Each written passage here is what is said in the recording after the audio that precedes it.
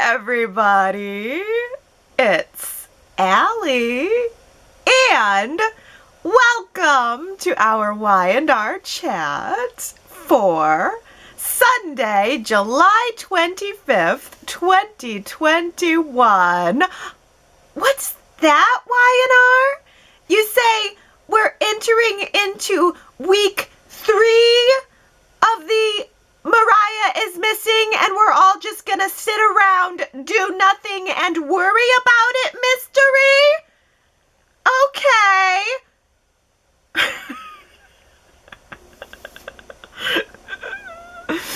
And we have absolutely no clues, no new direction, and nothing more to go on? Just empty space where a story should be? Okay.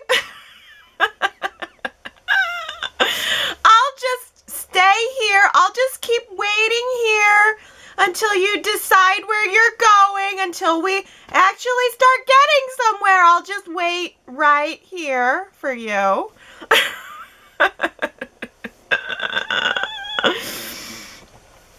Oh, well, maybe by next Friday we'll get to see that 5-second teaser again that we saw in the previews this Friday, where Mariah is banging on a door saying that, oh, she had a fun stay, but she and this baby would like to get out of here now. Maybe next Friday we'll see that again. I'm hoping. Let's be hopeful. Looked like Mariah was in a hotel, maybe. The kind of hotel where you kidnap someone too. Obviously. Last week I asked you guys, Mariah is missing. Do you think that she has been kidnapped? And the resounding choice, 72% said yes. Yes, Allie, she's been kidnapped, obviously. Just 28% saying no. Well, the chatters are usually right, and this is a pretty good majority. So I'm gonna believe it when I see it. But you guys are all probably right. You've had a lot of great, wild theories about the who kidnapped Mariah and the why they would do such a thing. So I gotta hand it to the chatters. You guys have got some creative ideas on how this is all gonna shake out. I think I'm just fresh out of creative ideas. I'm over here in the 28%, just holding out for the twist that Mariah has locked herself in the broom closet. I don't know what's wrong with me. I'm like an angry mom all of a sudden. It's midnight. These writers have come stumbling through my front door when they should have been home hours ago. They're drunk. They're smelling of cigarettes and beer. And I'm the one that's flipping on the light, standing here in my house coat, tapping my foot, having my arms crossed, raising my eyebrow and saying, well, where exactly have you been, Y&R? And where exactly are you going, Y&R? I'm waiting.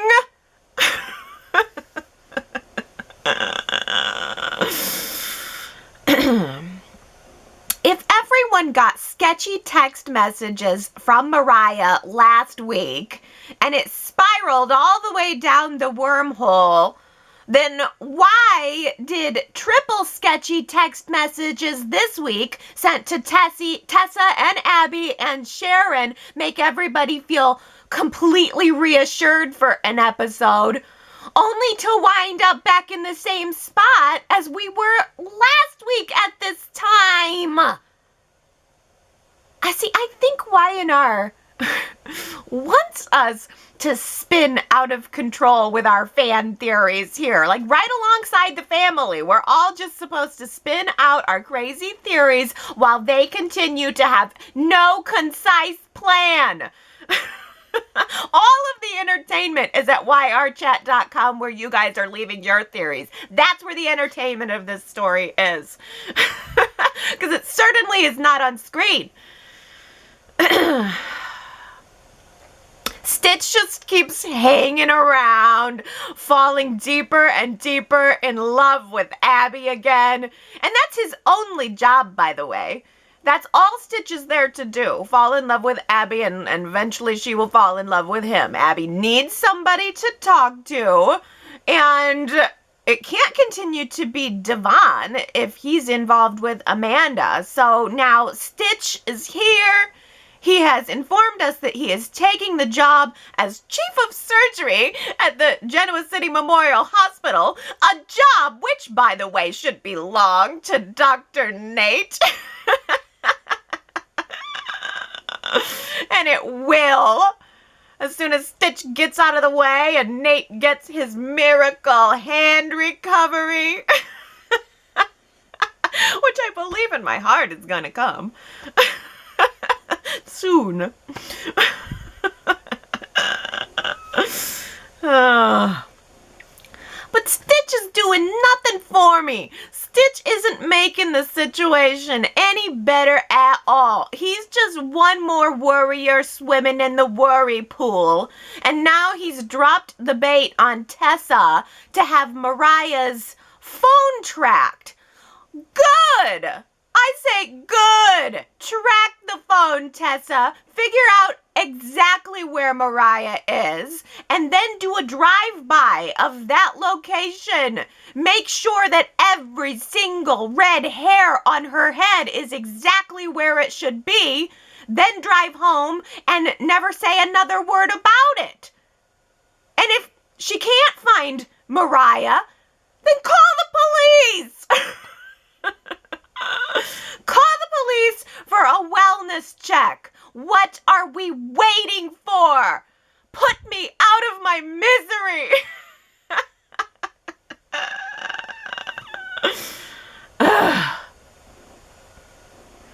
Honestly, the only thing I am sick of more than this story is hearing myself talk about this story. Are you getting sick of me talking about this? Because you should. You have a right to. It's that it's become my pet peeve at this point. It's like a splinter festering on my finger underneath my skin. And I've tried everything I can think of to get the splinter out. I've tried soaking it. I've tried needle. I've tried tweezers. At this point, I'm so irritated. I'm just ready to cut my finger off. Wait a minute, I've had an epiphany. I think the reason that I've become so irritated about the missing Mariah story is because I burnt myself out speculating about Ashland Locke's fake illness, and now it's seeming like he really is ill.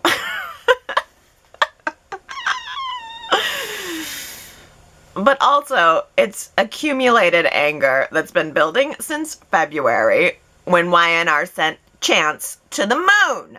That's right, February. We've been waiting since February. Ugh.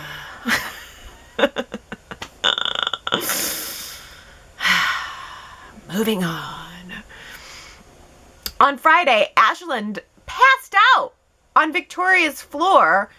And when Victoria found him, he wrote the whole thing off as just being an anxiety attack.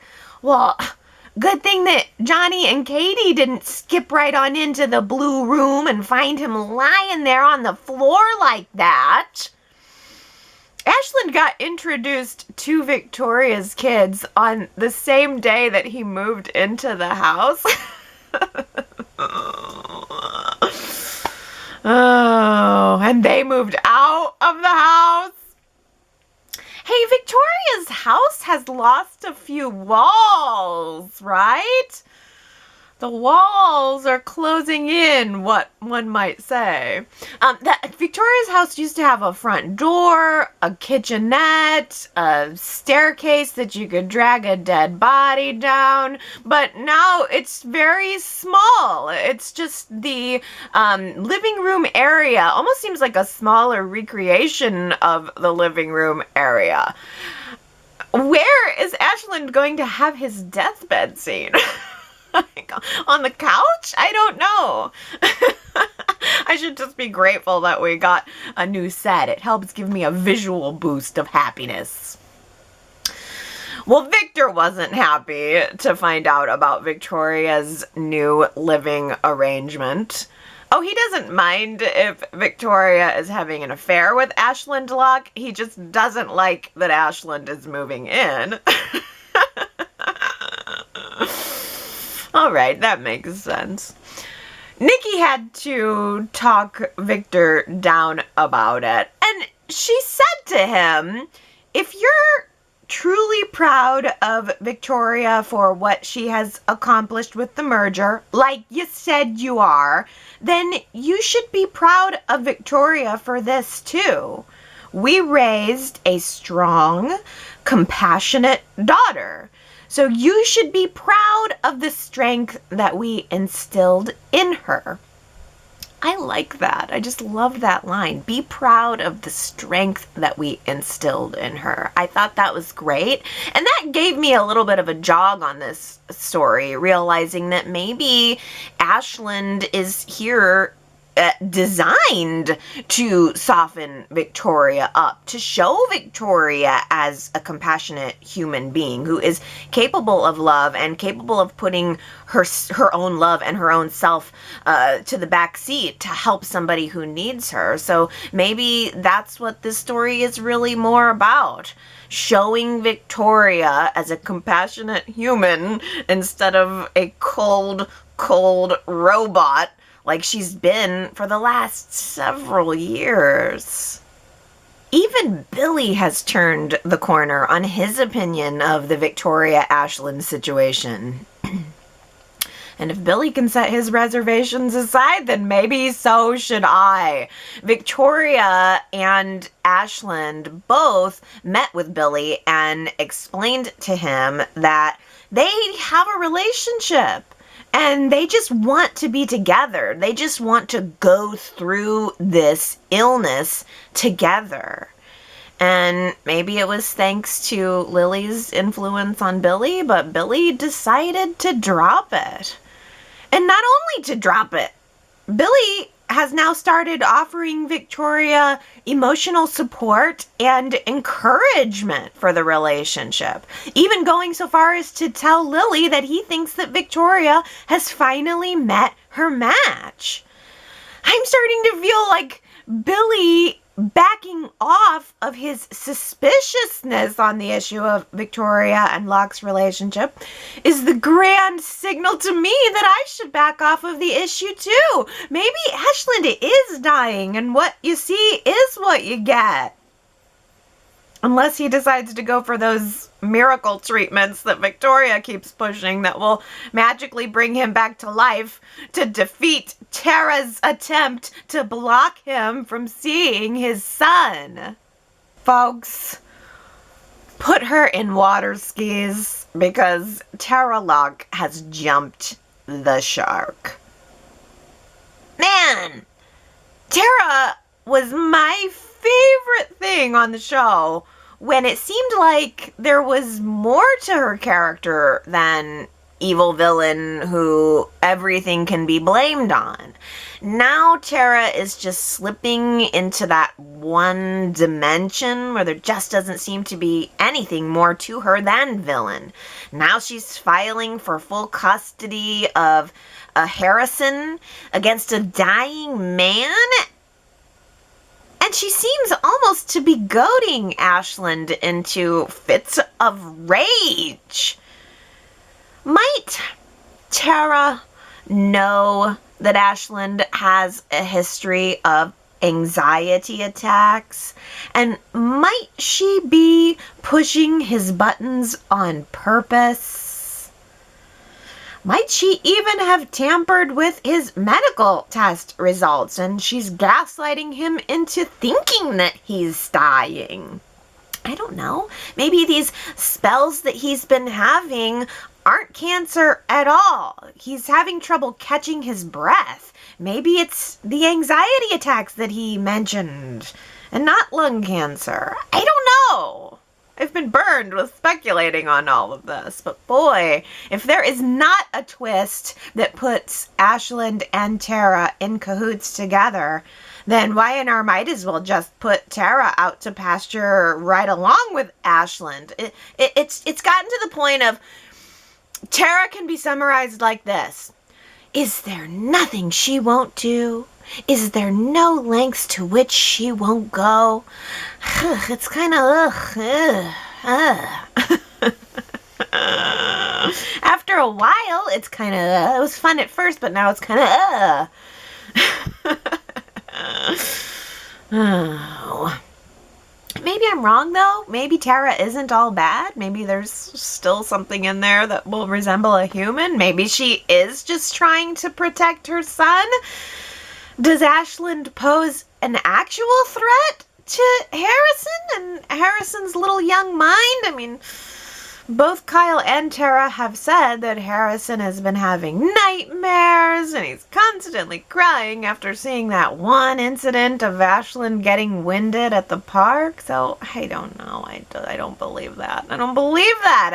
I wonder if we're raising the stakes on Tara, making her more and more evil with each week that passes, just so that when the hammer comes down on Tara and her lies, it comes down hard enough and big enough to explain Kyle leaving Genoa City forever.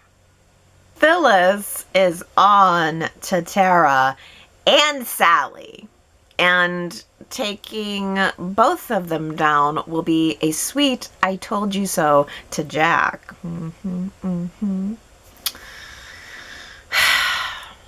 I don't know, if Jack was so mad at Sally to break up with her in the first place, then what exactly changed that made him open to dating her again? I feel like I missed that.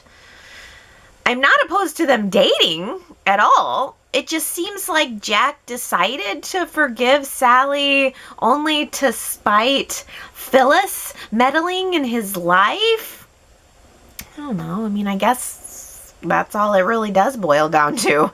Jack forgave Sally so that we can see the egg all over his face when he finds out that Sally has lied to him once again, that Sally knew Tara was up to no good, and that Sally, in fact, helped Tara be up to no good. All right. Kyle is also on to Sally. Kyle tells Sally that he doesn't know how exactly she slipped right back into Jack's life either, and he's suspicious of her.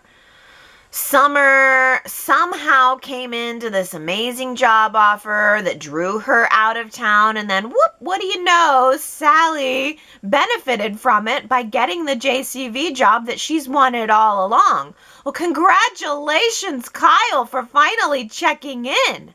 I like seeing Kyle use some deductive reasoning here. Kyle has been sitting in a corner like a houseplant ever since Summer left, while other people are scrambling around trying to figure out and or manipulate his life. Like, it's about time we see Kyle taking charge of his own life. And judging by the video chat that we saw Summer having with Phyllis this week, and the previews for next week where Nikki is also having a chat with Summer, seems like Summer's not really gone from the story at all. I'm thinking that Summer and Kyle and their romance is definitely not over, and that we're gonna end up seeing those two reunited on our screen in that hotel room in Milan before just riding off into the sunset together. Hello, My name is Amanda Sinclair. You killed my father. Prepare to die. Hello, my name is Amanda Sinclair. You killed my father. Prepare to die.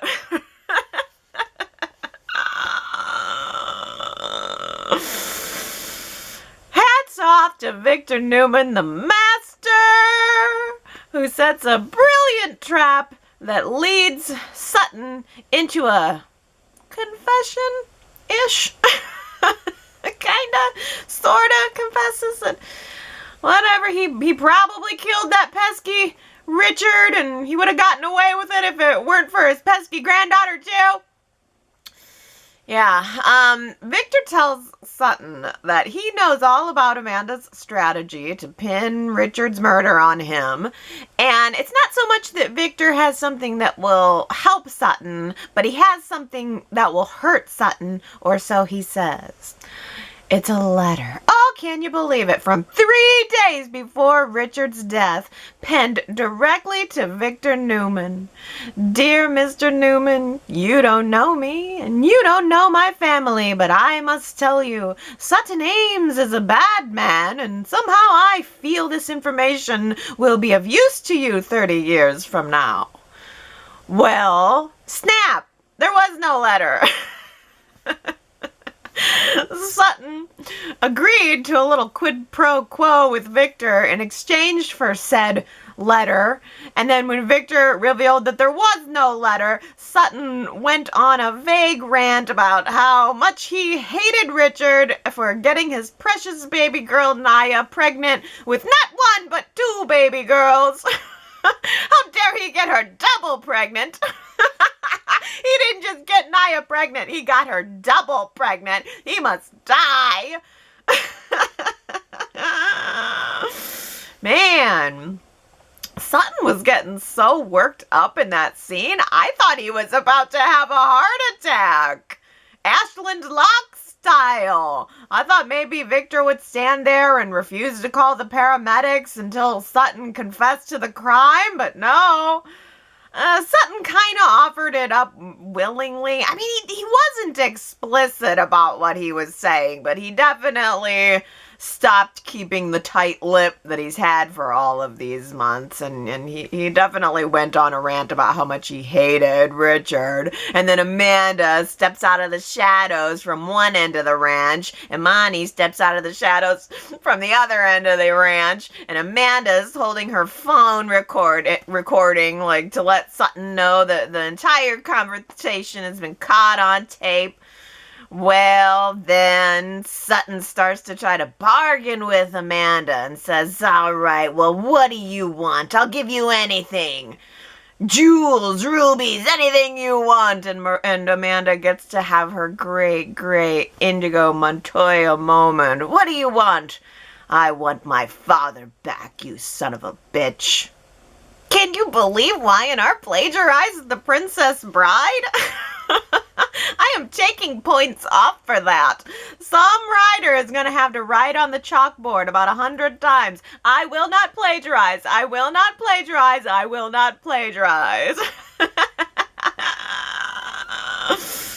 Oh, well, at least maybe we've got the answer to our 30-year-old murder mystery now. I don't know, I guess. But we still have to free Naya. We still have to free her physically and also mentally. She needs to break free the chains of Sutton.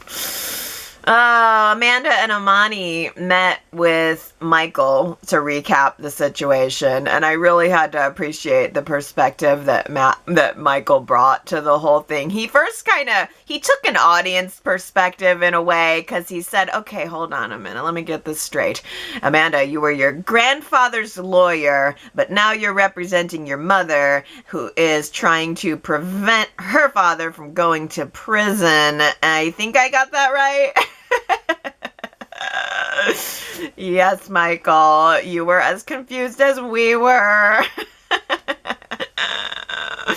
But I also liked Michael's self-awareness because he told Imani and Amanda, well, luckily for you, I happen to be well-versed in complicated family dynamics involving criminal activity. Lucky for you. Oh, Michael's great. I miss him. I missed him, but we're getting a pretty good amount of Michael, so I'm happy about that.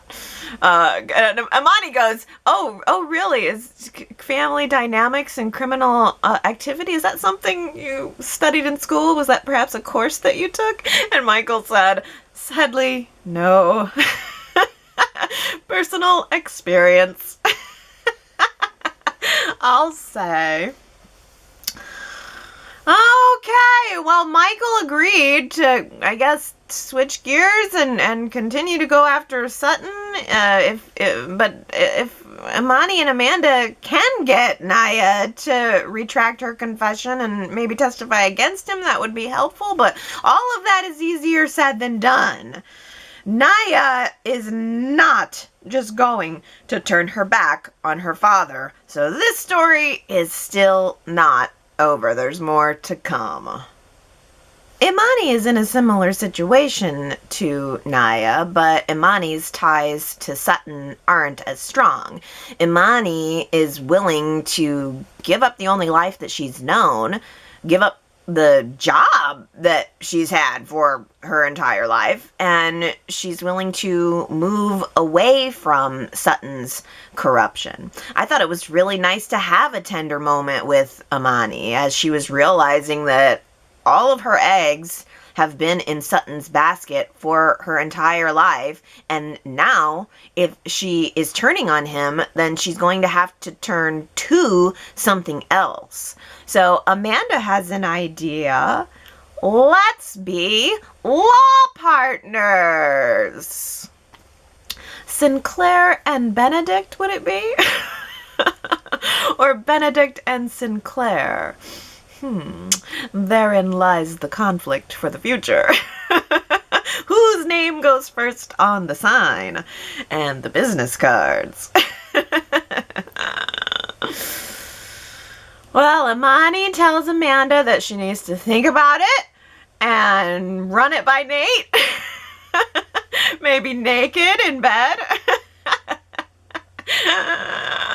I was really laughing at Amanda and Devon kind of being the mom and dad to Imani. Like, they were both telling Imani, like, Nate is dating Elena. And Imani just doesn't care. She just breezes right by them as if Elena couldn't matter less. Oh, this is a fun news story. We've got a new love triangle brewing up. So I think this is a fun place for a poll. Elena or Imani? Who is the better match for Nate? YRChat.com is where you can cast your vote for Elena and Nate or Imani and Nate, and let me know why you like who you like or why you don't like the other one. Oh, this is good. And believe it or not, Imani or Elena for Dr. Nate? I think I'm gonna vote Elena. I know, it's shocking.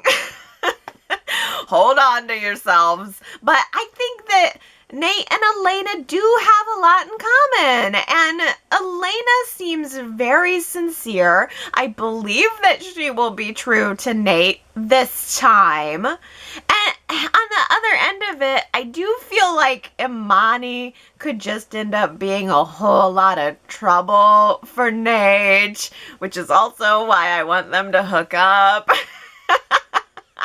Maybe I want Elena and Nate forever, but Nate and Imani for a night or two. It's like my heart says Elena, but the soap fan in me says Imani. But either way, I think it's fun to see the girls fighting over Nate for a change. I mean, Devon's usually the guy who's getting all the attention in the Winters family. And don't get me wrong, Devon, to me, grows more attractive with every passing year. But I think it is time to highlight what a sexy catch Nate is. He is a sex catch. Who am I kidding? He's the whole package catch. And it's funny because I was asking myself this week, like, what is it that I see in him? I can't put my finger on it, because it's not even so much what Nate says, because it doesn't even matter what he says. He doesn't have even that many lines. I'm usually not even listening to what he's saying. It's like I end up spinning off into like a hypnotic trance just by looking at him. But the thing is, it's not just his looks either. It's not what he's saying, it's how he's saying it, and he doesn't get a lot of opportunity to show it, but I get the feeling that there is a great sense of humor in there somewhere.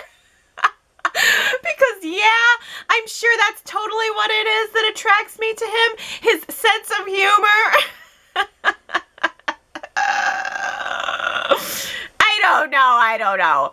It's a real, ooh, baby, I love your way kind of situation, attraction between me and Nate. Moses goes to Lily for advice on girls. Well, a specific girl, Faith. And Lily gives Moses the bright idea that sends him to Uncle Devon for help. Hey, Devon is a hotshot music man. Faith's favorite musical group is in town, so let's hook Faith up with a fangirl moment. So Moses and Faith are hanging out at the coffee house when Faith looks up, and who's standing there but two of her idols? It's the gals from Tiger Lily. I tried to say that as if I had any idea who Tiger Lily was. Did it work? Did you believe momentarily that I had any idea? Because I don't. They seem like lovely ladies, though, and they gave Faith a personal performance. They busted out into song right there in the coffee house. They took pictures with Faith. They seemed to like her. It was all very nice and good. But, again, it's like if I don't know the artist, it's kind of hard to offer anything of substance. So maybe I need to hear from some Tiger Lily fans this week at the website at yrchat.com, because I think I was more captured by Faith's hairstyle in those scenes. It was like her pigtails had pigtails. It was very cute. But now Moses needs a pick-me-up too. Moses is having a chat with Uncle Devon, and when Devon brings up Moses's medical career, he can immediately see that there's a hesitation in him. Devon gets Moses to open up and admit that he's thinking a medical career might not be right for him, and I really loved how casual Devon's response was about that. Devon just said, hey, if a medical career doesn't excite you, if it doesn't make you happy, or if it depresses you, then that's fine. You're not obligated to feel any way. How about that? You're not obligated to feel any way. Like, that is a great mantra line right there, said by Devon to Moses with Neil's picture noticeably present in the background. But that was not exactly the response that Nate had about it all. Devon tells Nate that Moses is looking to broaden his horizons, maybe see if a career in the music business would be a better fit for him. And Nate seemed immediately to take offense to the whole thing. He asked Devon, was this your idea? I thought to myself, well, maybe Nate is having some leftover resentment toward Devon that's bubbling up right here in this moment. Devon took part of Nate's medical career away, and now he's taking his protege too? Maybe that's what he was thinking. Moses stepped out and reassured Nate that this is his feeling, his desire. And Nate said, okay, let me think about it. I thought to myself, well, excuse me, Dr. Sexy, what exactly is there for you to think about? If Moses would rather produce music than medical miracles, then that's his choice and not yours.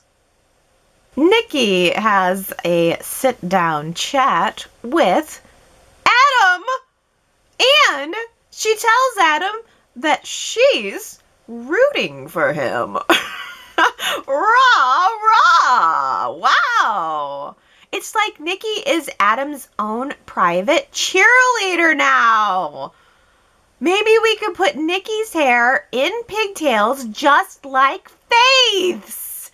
Give Nikki a pair of really big, obnoxious pom-poms. Maybe even put her in a sweater that says, Team Adam! Yeah! That's gonna last. Oh, come on. Everybody is just going to turn around and be so mad at Adam again after he sleeps with Sharon.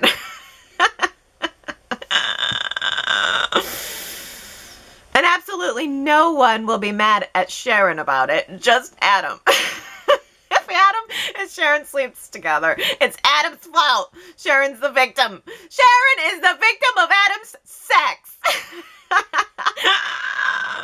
That she obviously wants.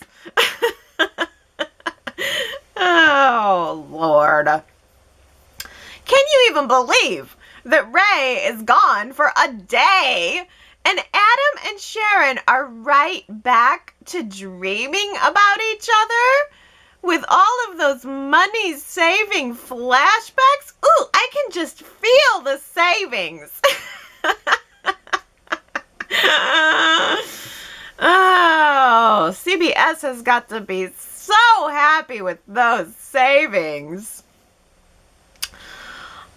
The thing is, though, all of those flashbacks are flashbacks of Adam and Sharon basically being in the exact same situation that they are right now. Longing to be together, but not being together. It has been 2 years at this point. Y&R never shows Sharon and Ray being intimate. Not physically, not emotionally. So clearly, there is an intent here. So what's the holdup? This story needs to evolve. Billy, Victoria, Ray, they all hate Adam, and Sharon is the only one who believes in him. It's just the same old dialogue, the same old situation. We've heard it, we've seen it 1,000,000 times. Billy has to get all up in Sharon's business this week, and Sharon asks Billy, why exactly are your mistakes forgivable and Adam's are not? And Billy responds to her, well, you look at Adam and you see a man who saved your daughter's life twice. I look at Adam and I see a man who took my daughter's life forever. And there's the impasse. That's the impasse. It never budges. It doesn't matter how many times Billy has a big dream epiphany and says, "Oh, it's not Adam's fault. I forgive you." He always is right back to the same impasse. It never changes. It's always the same. And it's always the same with Victoria, too. If Adam had made the move that Victoria made at Newman Enterprises, then he would have been called a monster. But Victoria can't recognize that she's capable of becoming a monster too. Blurf. Blurgity blurf, blurf, blurf. The only way the story shakes out to not be more blurf is if Ray and Chelsea come back from Minnesota, have feelings for each other, and I'm all for that. But Melissa Claire Egan is out on maternity leave, and that is going to take a while. Are we just going to live in flashback land until then? Also, wait a minute. Didn't Adam tell Sharon this week that Chelsea was faking? Didn't he confide in her that Chelsea was faking all along? So now Sharon has a new secret that she's keeping from Ray. Shouldn't Sharon maybe call Ray then and tell him that Chelsea was faking the whole thing?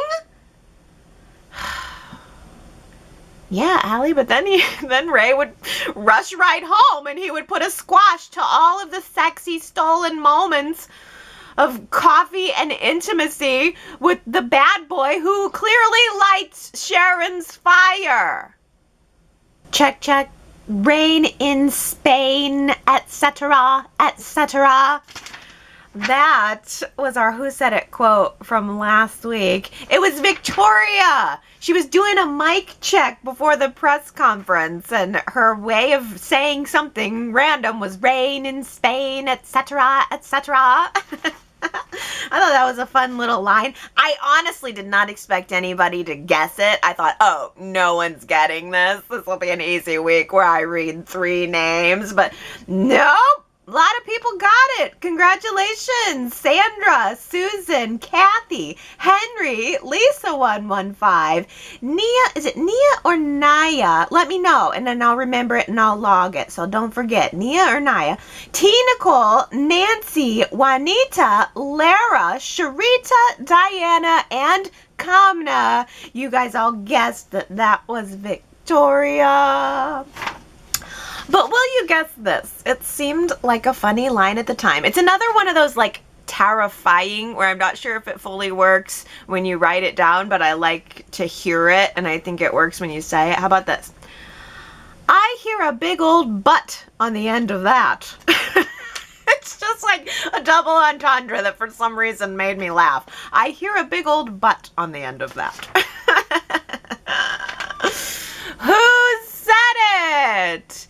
If you think you know, go to yrchat.com to leave your guess. And if you get it right, I will give you your shout out on next week's Y&R Chat.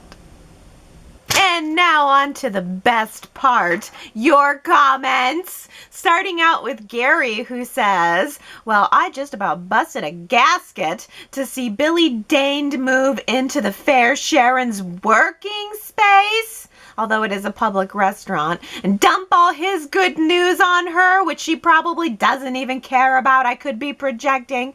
He spots Adam in the shadows and then demands to know, come on, Sharon, what are you doing letting riff-raff like that into this place? Billy is not fit to wipe Adam's boots at this point in time. It really galls me. Yeah, I mean, you know, it's the thing is we've just been here so many times before. I'm tired of seeing Billy have the epiphany only to end up in the same place. I like Billy.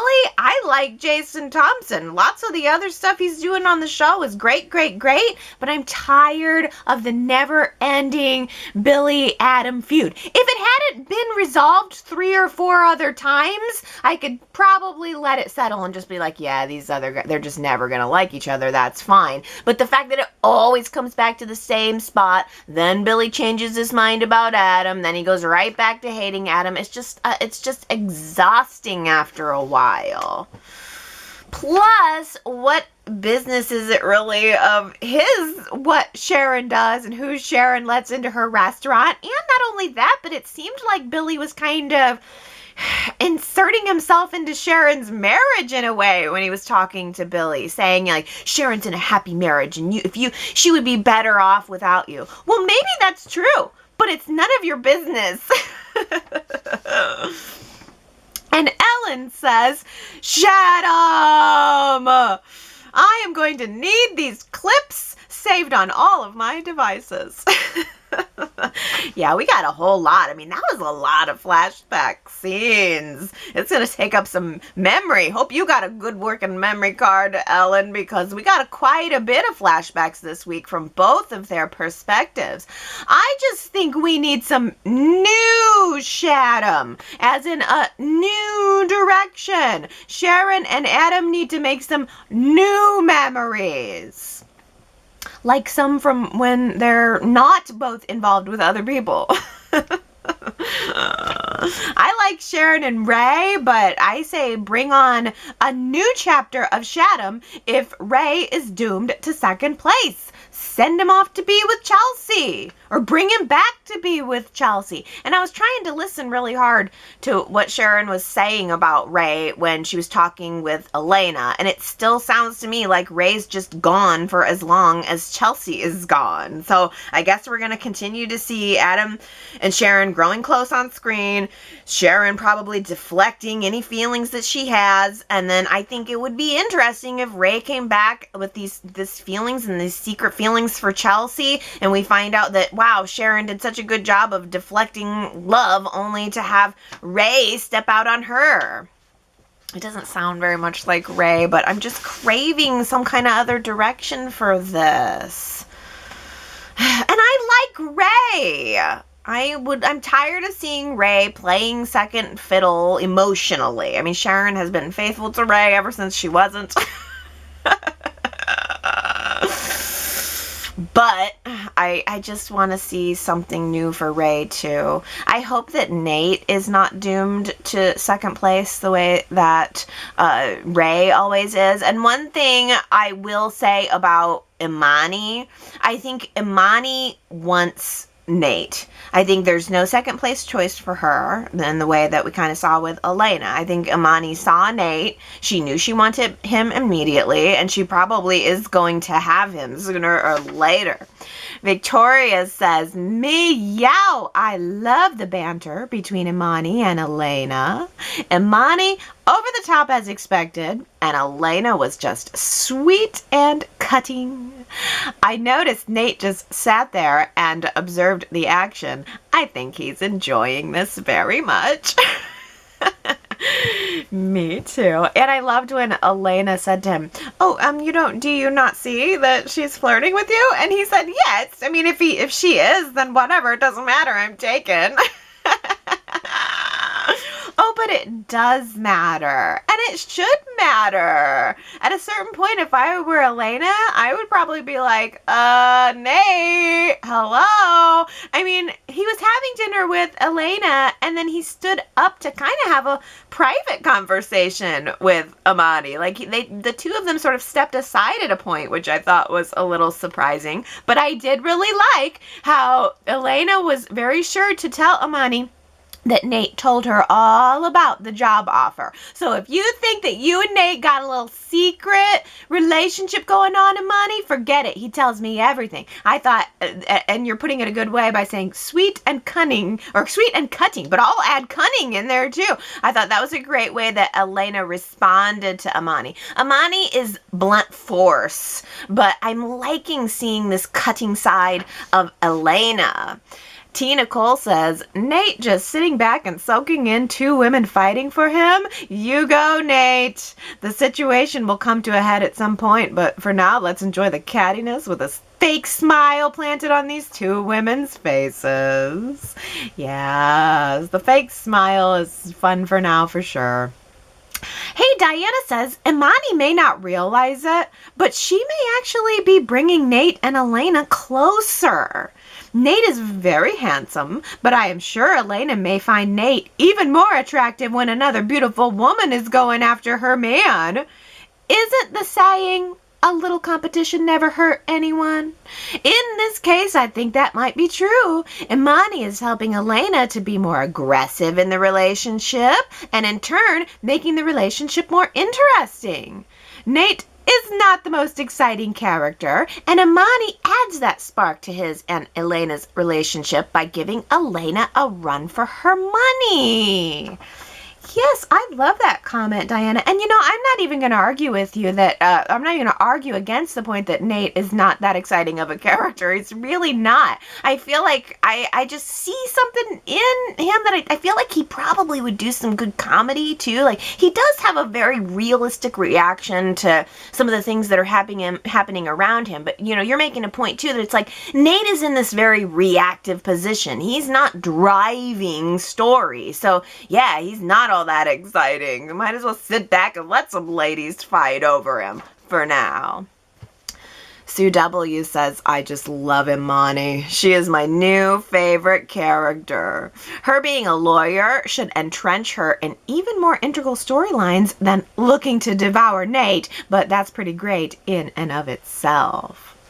Yeah, so how long does it take to pass the bar? Because I think Amanda and Imani said Imani went to law school, but she didn't take the bar. Is that right? So I wonder how long it would be before Imani would be prepared to go into business with Amanda, which we know she certainly will. And I think you're making a good point, Sue W, that there's more we can get out of Imani, too. I mean, this town kind of needs two lawyers, right? I mean, this seems like these people get in a whole lot of criminal trouble. We used to have Christine, John Silva, Michael. I don't know why John Silva was the one I thought of, because we've had Avery Bailey Clark. We've had lots of different attorneys, and it does seem like it fits the show to have two. So if Imani and Amanda are in practice together, I don't think that means they can't take the opposite side of cases. So even though Amanda and Imani are partners together in business, we might get the opportunity to see them on the opposite sides in a legal battle, and that could create some juicy drama too.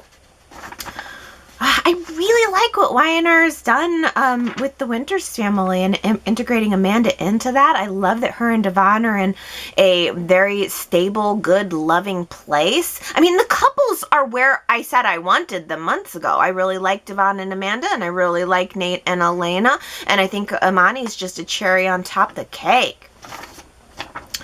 Y&R is like a cold drink on a hot summer day right now. I wanted to make sure to mention that I noticed that it's very hot outside, and all of the restaurants have these really chilled, icy beverages present. Like when Elena was at Crimson Lights talking to Sharon, she had this delicious cold iced tea. That's what I would order. If I went to Crimson Lights right now, I would get an unsweetened iced tea. So I just liked seeing Elena having her delicious little iced tea. And then I also noticed that at Society on Friday at the very end of the show, Naya and Amanda and Imani had this like triple plate of cocktails sitting in front of them, and like one was pink, one was orange, one was purple, and it just seemed very summery and very fresh. And I think Naya had a martini with huge strawberry slices in it, and I was like, oh, it's hot outside, but Y&R is making me feel cool. Daisy says, I have no idea what's going on with Sutton. We know he was being prosecuted for Richard's death. Who investigated Richard's death? Is there a body, or did someone find proof that he died? Why was Sutton charged? Oh, this is such a good point, Daisy. We've gotten so far into the weeds on Sutton, and did he or didn't he, and who didn't. I don't even know. Who originally brought on the charges? Why was he charged in the first place? I remember they said that some reporter was sniffing around, and I guess that was enough to bring charges? Where's the evidence? Where's the evidence that Amanda's father's even dead? And that Sutton had anything to do with it? The best evidence we had at all, we just got this week, and that was Sutton on recording, and frankly, it's not a slam dunk. He didn't exactly confess, so I don't know. I need evidence. Other potential crimes that I'm going to need evidence on are Mariah and her kidnapping and her missing situation. Sandra says, it doesn't matter how many twists and turns this storyline takes. It's horrible. It's so ridiculous that I can't even force myself to believe any of it. The father and bio mother are both missing, so what are we supposed to root for? Y&R is wasting valuable budget dollars and my limited TV time on this dud. That's one of the other things that ticks me off about this, Sandra. It's like, some weeks I feel so busy. So busy. And it's like, I want my TV time to feel like a good investment. I don't want to feel like I'm wasting time anywhere in my life. Like, and I'm in for Y&R, whether it's good or bad or long or short or whatever the haul is, I'm in it. And with this Mariah kidnapping story, all I feel is the stretch. The surrogacy story, all I feel like is the stretch. And it's just, sometimes I think to myself, this is kind of a waste of valuable TV time. Superplex says, lame excuse. Mariah can't even answer a phone call. Really? How much of a burden is that? What is she, a comatose victim? I mean, yeah. If Mariah is legit and everything with her is fine, then yeah, why will she only text? Finally, Tessa did say, call me. I think that was what her text said. Call me. Like, we need to have voice contact with Mariah at this point. Or if they were worried that something was wrong with Mariah and these texts are suspicious in the first place, they should have gotten the cops involved way before now. Ellen says, text-only communication screams that something is wrong. Stitch is keeping tabs on Tessa, Abby, and Nina's suspicion level because he has Mariah tucked away somewhere and he is sending the texts. Or someone else has Mariah and Stitch is really just back in town for the new job. But either way, Ellen thinks that Mariah is indeed kidnapped. It is weird that she would only be sending the text messages. All of my rebellion on this storyline is aimed at the writers. At this point, I think it probably if I was happy with how this story was going in the first place, then I probably would be right on board with the kidnapping storyline. But the other thing is too, if Stitch were involved, then maybe he planted the seed about Tessa tracking Mariah's phone because he knows that it's going to lead to some place safe. I don't know. I don't think Stitch is involved in the kidnapping. I don't know. For some reason, that just still feels like a red herring to me. And Sherrod says, okay, Allie, you might be right about Stitch being a red herring regarding Mariah's disappearance. And the culprit might be closer than we think.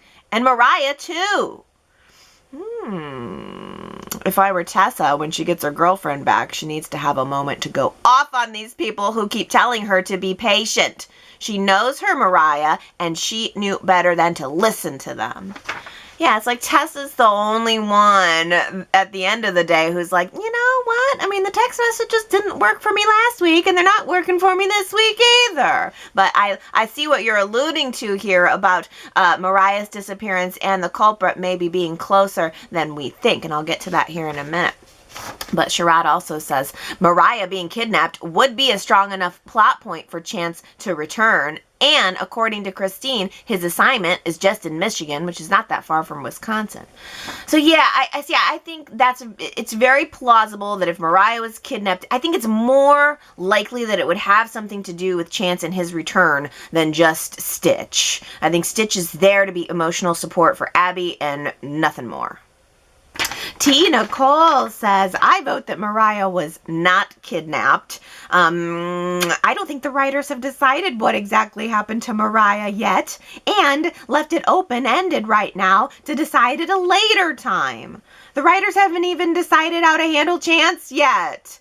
I do think Stitch is a bad apple by being involved in Chance's case, but not by kidnapping Mariah.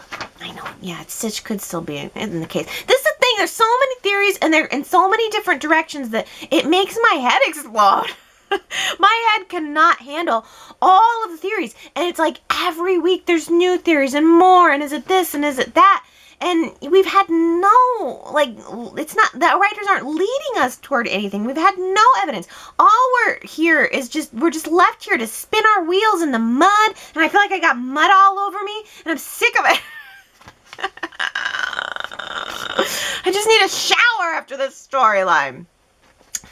Mariah V says, I think Stitch kidnapped Mariah. He's staying in town, maybe even will work at the hospital again, but I do think he'll try to steal the baby.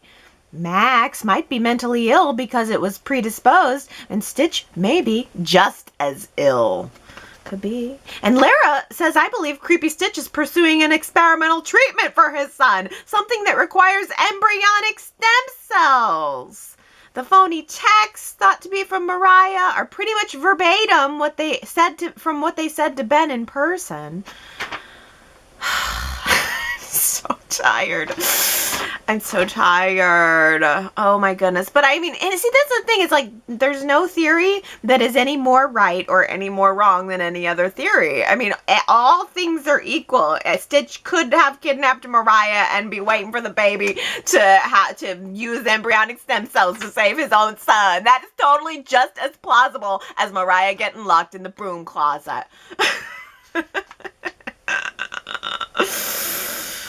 Victoria says, I think Mariah was kidnapped, but not by Stitch. I think he's a red herring to throw us off. It's creepy that he's looking in the windows, and I think the kidnapper may want ransom for a Chancellor Newman infant. Yes, this is a very valuable baby. Sharita says, I don't think that Stitch is the kidnapper. I believe that it has something to do with Chance's case, and Chance will get killed off screen, rescuing her and the baby, leaving room for Abby and Stitch to reconnect and get married again. See, Sharita, that is a totally reasonable, like, not wild soap opera, because crazy things happen in soap operas. I mean, like, we as older fans are totally used to, like, baby swapping and we're used to black market babies and kidnappings and like crazy plots, people being held hostage. I mean, we're used to that as soap fans. I like Sharita's theory though too, because it just seems like, okay, this would be a real middle of the road way to get us out of the Chance storyline. Stitch is not the kidnapper. Mariah's been kidnapped because it has something to do with Chance, and then Chance gets killed off screen trying to rescue Mariah and the baby, leaving Abby and Stitch together. I mean, that seems reasonable. But then we've got Brittany who says, I have a feeling that Nina had something to do with the Mariah situation, and I don't know why. Oh! See, this comment, first when I saw it, I thought, Nina? What? We've gone mad. But, I mean, I'm not going to lie. I'm going to read Diana's theory here, which is pretty good. And in general, your theories are better than the show. So this theory from, this sort of stretching out this theory and expounding on this theory from Brittany is from Diana. And it's better than probably the reality will ever be. Diana says, I wonder if Nina has Mariah held hostage in the quiet room that Esther told her about when she first arrived in Genoa City. Esther mentioned that room was the perfect place in the mansion for Nina to do her writing in, as it was apparently soundproof. I've always felt this conversation was foreshadowing a turn of events that would occur in the near future. Diana, I remember you saying that, like the week that Nina bumped into Esther at the coffee house, and Esther just so happened to tell Nina about a soundproof room in the mansion. Oh, you need to get some work done? Tessa's guitar playing is a little loud. There's a soundproof room in the mansion. Ding, ding, ding. I remember you talking about that. I honestly, that was months ago. But I think this theory it's definitely got some legs. At first I thought, Nina? Why would Nina kidnap the baby? And I don't exactly know what Nina's would have to do with it. I don't know what her motive would be, but the fact that Diana mentions the soundproof room, it's like, I feel like the writers just planted little seeds to drive us all nuts. That's what they're doing. They're here trying to drive us all insane with theories about what the heck happened to Mariah. Oh, I mean, it's as good of a theory as any. You guys. My head's going to explode. I'm going to have a heart attack. Somebody bring me Dina's chair. I'm going to die in it. Bring me the me in a death chair, and I'm just going to start using that for Y&R Chat so that when I do die, I'll die in that chair.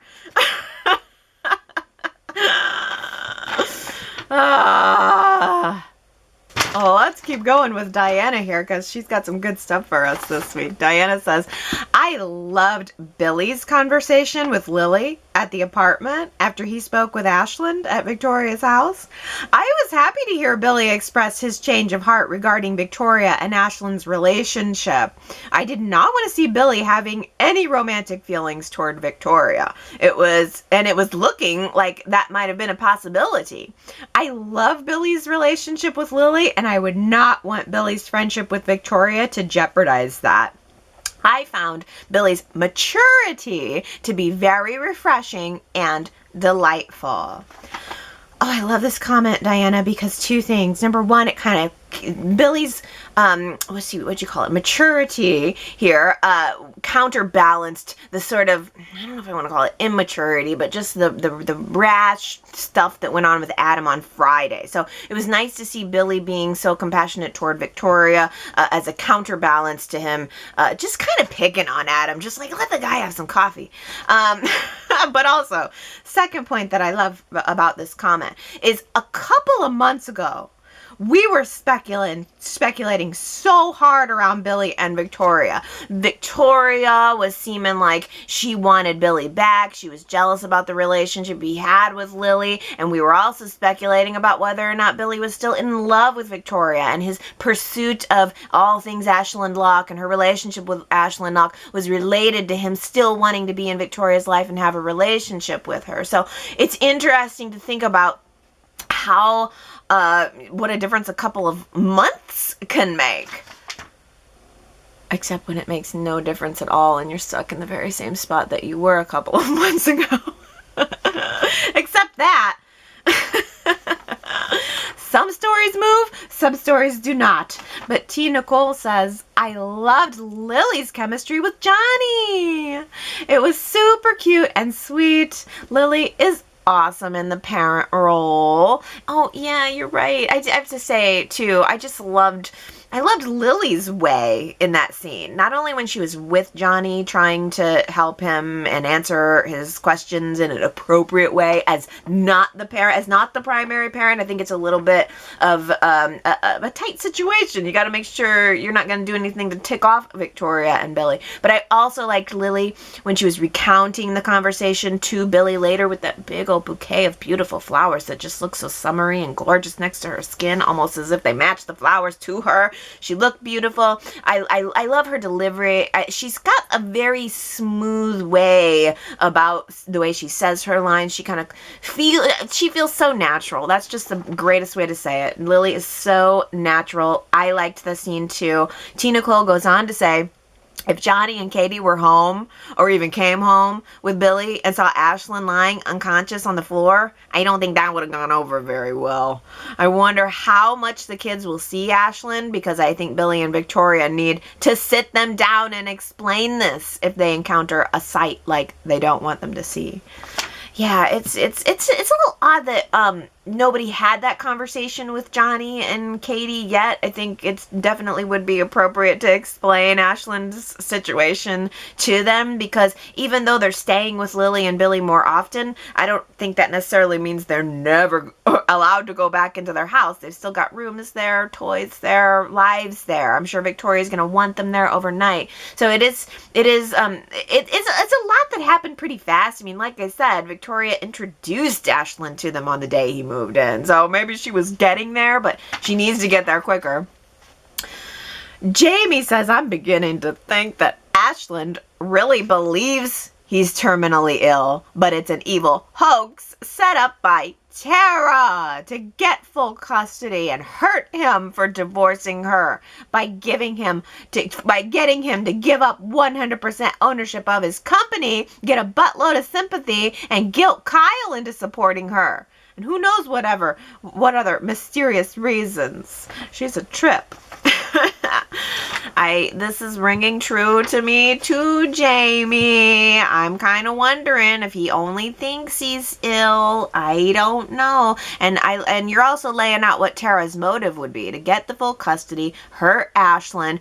She got him to give up his company and presumably sell some of it, and also like he doesn't have 100% ownership of it anymore. So yeah, she might have a financial gain at the end of this, and her son, if it even is her son. That's the thing. It's like, okay, that's what it is. This writing team has done such a great job with character development. I will never take that away from them. Like, I feel like I know these people, but the plot is lagging. The plot points aren't there. So it's left to us to speculate on what the plot points could be. We have so much downtime in all of these stories that all we got to do is sit here and speculate about where it might be going. And I think it's just because, like, you know, I watch the show. That takes 5 hours a week just watching the show. And then, you know, I'm putting together Y&R Chat and running the website and all that other stuff. I'm seeped in it so hard every day for a whole lot of nothing actually going down. But you gotta take the good and the bad, I guess. Daisy says, I wonder if Tara has been poisoning Ashland for a while, and that's why he seems to be getting ill. Tara has and is being very deceitful and might even go so far as to murder to get what she wants. If Ashland dies before that divorce is final, as the wife, Tara might be entitled to everything. Oh, that is true. Is Tara and Ashland aren't even officially divorced. For some reason, the custody issue got dealt with first and foremost, but I guess the divorce battle is still going on. So this is a great point. If Ashland dies before the divorce is final, then Tara gets the money and she gets the kid too. Oh, good Lord. I gotta switch to a slightly different topic here. Sue W says, it's so ironic that Phyllis is the good guy in the Tara, Sally, Phyllis conflict. As we discussed in the chat before, it takes one to know one. Yeah, Phyllis. Phyllis, who's also lied about her son's paternity and, oh yeah, among a zillion other deceptions. And she also tried to run down Christine. And wasn't there once a creepy time when she tried to hit on Kyle? LOL, you go, Phyllis. Even expose those terrible women. We're rooting for you. Yeah, expose those terrible women. So true. But the thing that is a little nice about it is you can tell that Phyllis knows that. There is a few little grains of rice in there, little seeds that you get the sense that Phyllis knows she's hypocritical, you know, that she recognizes it in Tara because she knows it from herself. That she knows she has this checkered past, and that's maybe what has helped her to identify these scheming women, and she's not going to let it go down anymore. Phyllis is a changed woman. What's the saying? I'm not that person anymore. Famous last words, right? I'm not that person anymore. And sometimes literally. Y&R Viewer 123 says, does anyone notice that Sally kind of looks like Sandra Nelson, the old Phyllis that replaced Michelle Stafford for a while in the 90s? My head about hit the roof when I saw your comment, Y&R Viewer, because yes, first of all, I totally see the resemblance between Courtney Hope as Sally Spectra and Sandra Nelson's version of Phyllis. Also, I just have to say, for some reason, Sandra Nelson's Phyllis from the 90s really sticks out to me. And it's almost in a way, I think, because she was not a great replacement. It would be this was coming off of Michelle Stafford had left the show and they just decided to use Sandra Nelson as Phyllis. And she just wasn't great. We saw some of it in the classic episodes. She had a totally different portrayal. She was way more snotty, way more subtle. She definitely didn't have the comedic element that Michelle Stafford brought to the role, and that even to probably a lesser extent Gina Tognoni brought to the role. But Sandra Nelson, just for that, I'm delighted to have heard her name because she really sticks out in my memory, almost infamously for not being like a very good recast of Phyllis. So yeah, that's funny. I gotta get to my favorite comment of the week here. This just delights me to no end. Tony says, I like the sound that your pages make when you're reading comments. And I have wondered what pound of weight paper you use. I saw this comment and I was like, oh my gosh, this is so fantastic. Someone has asked me a question and given me an opportunity to talk about something I haven't talked about before. What weight of paper do I use that makes the sound? First of all, that's the other thing too. I'll tangent until the cows come home, and it all is going to come back to Chance and how irritated I am about the Chance situation. Like, that's the thing. It's not only frustrating to watch the same thing over and over again, but then to have to talk about the same thing over and over again. So I think I appreciated this comment about the paper extra because it's like, ooh, something I haven't talked about in 10 years. So, I also love that this is kind of a nerdy question because I can tell if Tony knows paper and I know paper. So I feel we've connected on this, Tony. It's such a nerdy thing. But the weight of paper that I use, I recently changed. It's just so interesting to me too because I don't know whether you listen to the video or you're listening to the podcast, you can hear this every week. It's a little facet of Y&R Chat that we've never discussed, and yet it's just background noise. It's a background noise that's been there for, I don't know, probably not the full 10 years, but it's been there for just such a long time, and it's almost like this thing that you just, I don't think about it, it's just there, but it's a role, it's a component to Y&R Chat that's there. You know I'm reading comments. You can hear these comments. You can hear me flipping around this page. You get the sense that this is this is a work. You see all my papers. Look. And there's like that really kind of ASMR, is that what they call it? Kind of element to it too, where different sounds, no matter how background they may be, elicit different responses. And Tony finds that to be, she likes the sound of that. There's something sort of an auditory pleasure about hearing the whipping around of that paper. But to answer your question, Tony, I just switched the type of paper that I use because again, I am kind of a paper nerd. I like paper and I use fancy paper. The paper that I've been using for Y&R Chat is a 24-pound, 90-gram paper that's it's a colored laser jet paper from a fancy printer. But the thing is, it's kind of that's what this sounds like. This heavy paper. This is a heavier, nicer, premium paper than typically you would use. I've had people like comment on my paper too, like, wow, you use nice paper. I guess I do. But I recently started thinking, why I should probably like get a cheaper paper just for things that are like, just printing out Y&R Chat comments every week, because I can't, like, after I flip these around, I can't use the other side. I can't double side them. Like, after I've whipped these papers around for, however long it takes me to do the comments, I can't really reuse them. And I like to recycle the paper too. I like to at least get both sides out of a piece of paper. So these I can't do that because I've wrinkled them up, crinkled them up. So I decided maybe I should go at least with a cheaper paper. So I'm not like, I don't like to waste the paper, but I also don't like to waste the money. So I recently switched over, just within last week and this week, I switched over to a 20-pound, 75-gram paper.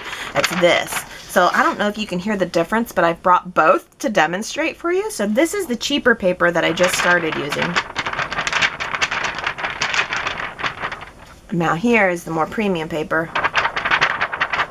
Yeah, you can hear that. I mean, that paper sound, that second paper, that 24-pound, 90-gram paper sounds more hefty, doesn't it? I bet you did not see that this is where it was all going, did you? When you sat down to listen or watch Y&R Chat this week, you did not know that we will be finishing up with an in-depth conversation about paper weight. But I like paperweights too, just as a FYI. Yeah, I love, I've got various card stocks, various color papers. I've always liked papers. It boils down to I like trees. I mentioned that to Tina Cole again this week too. She mentioned that, I mentioned one time in a Y&R chat that I really like trees. She said her dad really likes trees too, and so it must be somehow like from that. I like trees and I like paper. But I also like recycling the paper and not being wasteful. So I'm in a real dilemma now. What do I do? I should make this a poll question. Do I go with the cheaper paper that is a little less wasteful of money? Or do I go with the premium paper? Because after all, I am kind of the Victor Newman of Y&R Chat, right? So if I'm the CEO of Y&R Chat, then shouldn't I have the premium paper?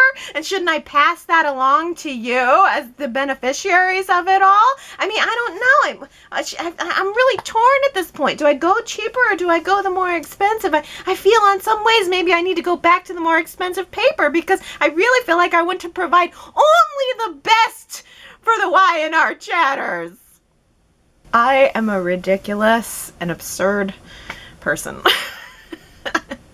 And that was ridiculous and absurd for a conversation. I hope I didn't lose everybody on the paper chat. That'll be my next project. Paper Chat with Allie. Hi, hey everybody, it's Allie and welcome to Paper Chat. I don't think I could get more than one episode out of Paper Chat. I don't know that I could go that far on it. Oh, but Y&R, I could talk ad nauseum. Even sometimes it's like when the show gets under my skin and gets on my nerves, sometimes it makes for the best Y&R chats because it really fires me up. And I've got chip on my shoulder about anything that came out of that firing of chance. That's what it is. And I just cannot let it go, which is also sort of against my character in general. Usually it's a clean slate every day. Like I don't hold on to stuff. I'm just not a grudge holder.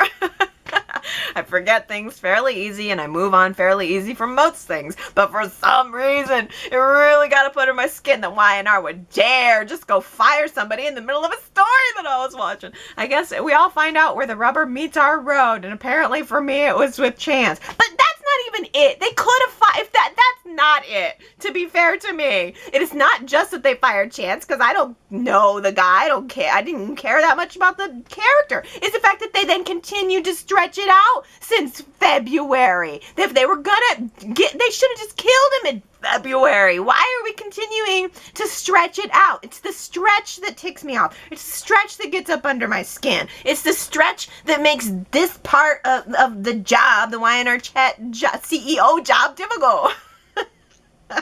Oh.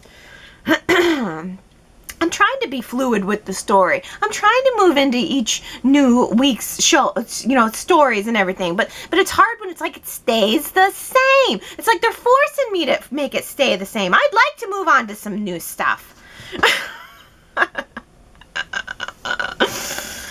Oh, it's times like this where I think you must all think I'm a psycho. And you'd be right.